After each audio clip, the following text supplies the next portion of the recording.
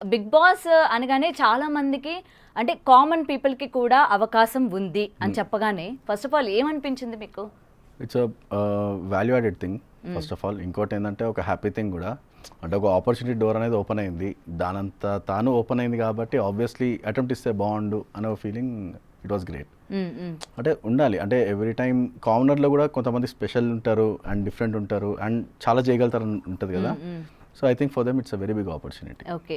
So అగ్ని పరీక్షలోకి వెళ్ళినంత వరకు ప్రసన్న కుమార్ అంటే ఎవరన్నది ఎవ్వరికీ తెలియదు. అవును. సో ఫస్ట్ ఆఫ్ ఆల్ ఎవరు అసలు ప్రసన్న కుమార్? ఏం చేస్తూ ఉంటారు? ఎక్కడ పుట్టారు? ఎక్కడ పెరిగారు? తర్వాత మీ గురించి గూగుల్ చేసుకున్నవి ఈ క్వశ్చన్స్ అన్నమాట. సో నేను పుట్టి పెరిగింది మొత్తం హైదరాబాదే. హైదరాబాద్. ఓకే. యా. సో నాది వచ్చేసి middle class family and father government employee, సెక్రటరియట్లో చేస్తారు డాడీ.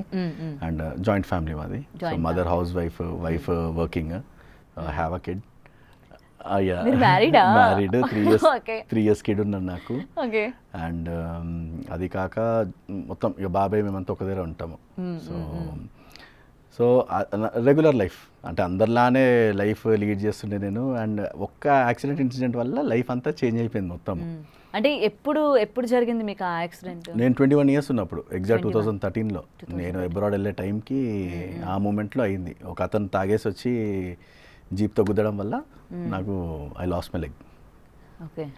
దాని తర్వాత ఇక లైఫ్ అనేది ఇక గో విత్ ద ఫ్లో. అంటే ప్లానింగ్ కంటే కూడా మనం కొంచెం బెస్ట్ ఉండాలి అని చెప్పేసి ఓ థాట్ తోటి అట్లా ప్రొసీడ్ అవుతూ వచ్చాను ఇప్పటి వరకు.